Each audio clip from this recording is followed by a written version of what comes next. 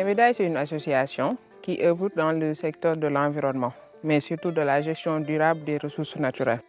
On est dans l'éducation environnementale pour la sensibilisation et la formation des éco-citoyens de demain.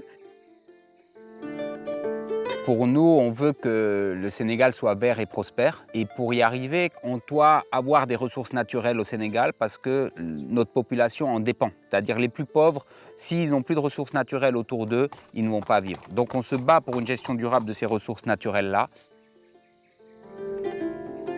À travers ce consortium, nous venons appuyer des initiatives locales d'adaptation au changement climatique dans 6 îles du Saloum qui sont Bassa, où on est actuellement, Tialan, Siwo, Moundé, Diogan et Djirnda.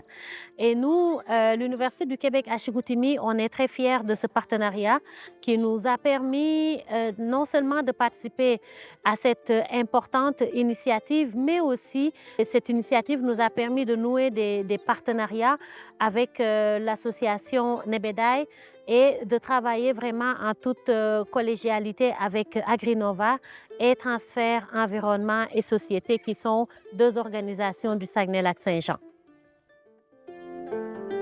Agrinova est partenaire du projet au niveau de l'optimisation des technologies propres et en particulier des biocombustibles. L'intérêt, en fait, de toute cette façon de faire-là, c'est de réduire la pression sur le charbon de bois, donc sur les arbres, qui sont quand même limités ici en Afrique.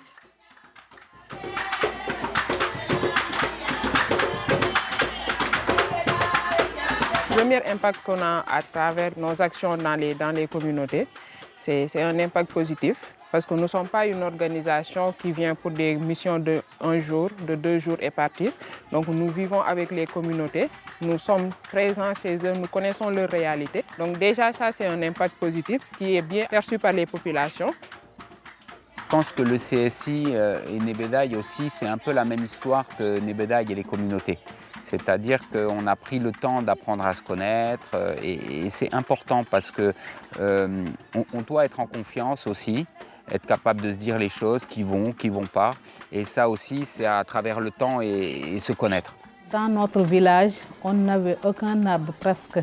Quelques arbres, mais maintenant c'est un silo vert. Les élèves font un reboisement. Chacun, après, on te donne un arbre, tu vas reboiser dans ta maison. C'est pour cela que Siwo est devenu vert maintenant grâce à Nebedai. On achetait des gaz, mais maintenant on achète peu de gaz. On utilise les fournées améliorées pour mieux gérer nos ressources d'arbres. On a bien protégé la mangrove, on a reboisé la mangrove. Comme ça, les huîtres, les coques, c'est bien géré maintenant.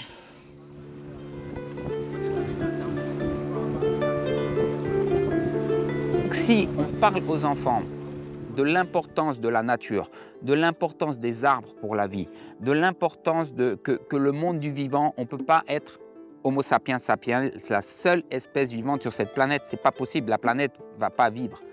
Et s'ils comprennent ça dès le jeune âge et qu'ils grandissent avec ça, alors on aura un Sénégal vert et prospère.